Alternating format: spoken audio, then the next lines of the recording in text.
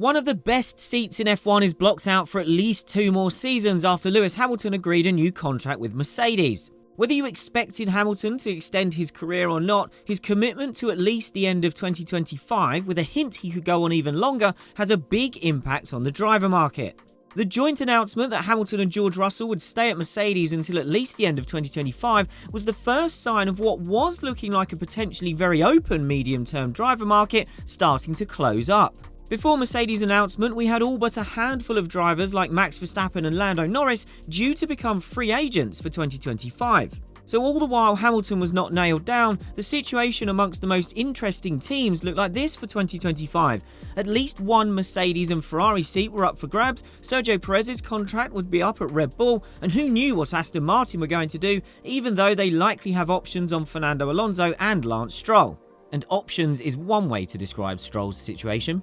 There was an enormous potential to move around, but gradually this has shifted towards a feeling that things might just stay the same.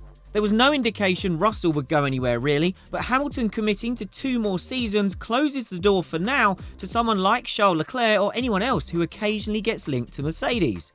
Leclerc has been heading towards a new Ferrari deal for a while. He's recently been quite clear of his intentions to re-sign. Who knows if that's been influenced by some knowledge behind the scenes that Hamilton was definitely sticking around and therefore Leclerc knew Mercedes wasn't an alternative. Whatever the reason, he's bound to renew at Ferrari now. The Hamilton news also blocks an Alex Albon type from eyeing a big leap up the grid to Mercedes as well. Partnering his friend Russell seemed like a legitimate ambition for a driver who can leave Williams after 2024, but now Albon will need to look elsewhere. Albon would be a great option for pretty much any of the leading teams. Even if Red Bull turns out not to be keen on re-signing him for a second try alongside Max Verstappen, the way he's performing at Williams right now means Albon could be a fine fit at Ferrari, Aston Martin or even McLaren if needed.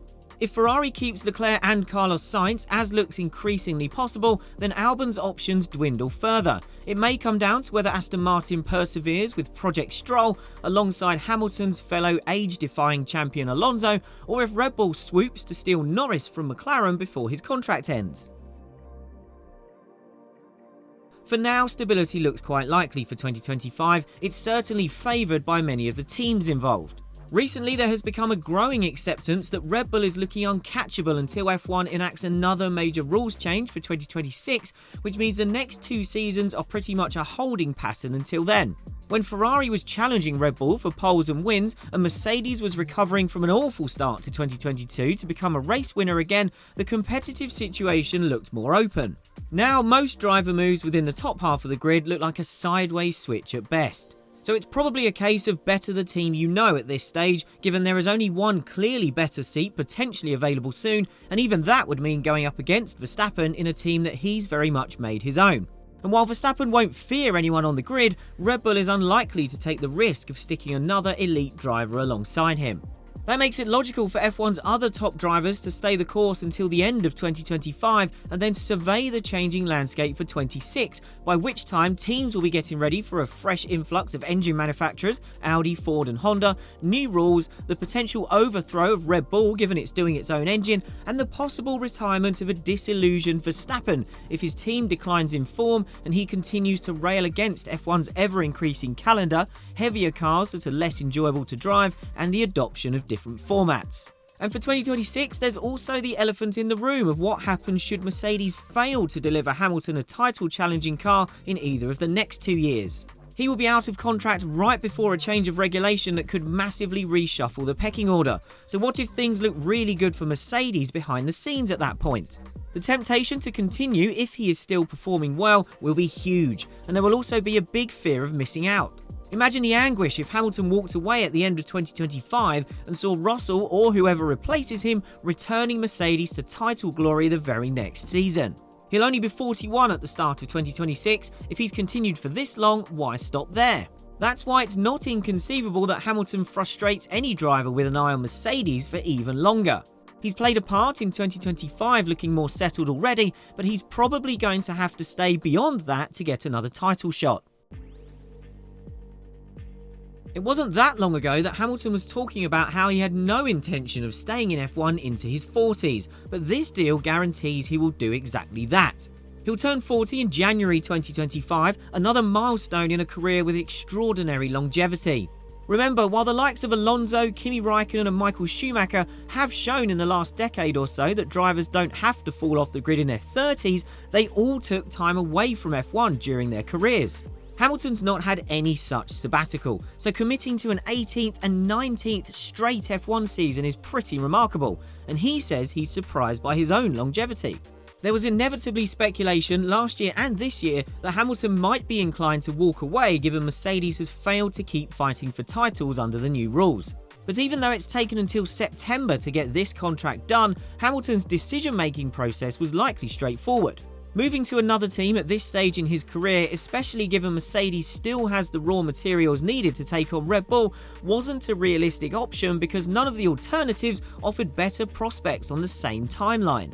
If there was ever a time to switch to Ferrari, it would have been now. Mercedes struggling, the twilight of Hamilton's career, and Ferrari beginning yet another restructuring. It would have been a cool story and a fun thing to witness, but it also would have been pointless. Ferrari realistically can't offer anything more than Mercedes competitively. Both are underachieving against their expectations and resources, but there is a difference in the quality of the operations. Mercedes doesn't always get it right, but generally it's performing better than Ferrari. And if you were Hamilton, you'd probably have more faith in Mercedes getting it properly together and fighting Red Bull in the next 2 seasons than Ferrari, which is all that should really matter. The 2 questions Hamilton needed to ask himself were, did he still want to compete, and if so, for how long? For now, the answers to those questions are yes, and for at least 2 more seasons. Hamilton feels he is still in great condition physically and mentally, still loves being an F1 driver, and remains motivated by working with Mercedes. Obviously, a generous pay package will help, but that alone is not enough. Hamilton's bank balance will already be nicely under control. Clearly, the carrot of an 8th F1 title has motivated him to stay on. Recently, he's mentioned how he relishes the idea of taking on Verstappen on equal terms once again. He seems massively motivated to prove his point, and there's every chance it can lead to more success, given Hamilton is still eminently capable of performing at a sky-high level. We haven't really touched on the other Mercedes driver who has done a new deal yet, but it's interesting to consider Russell's position.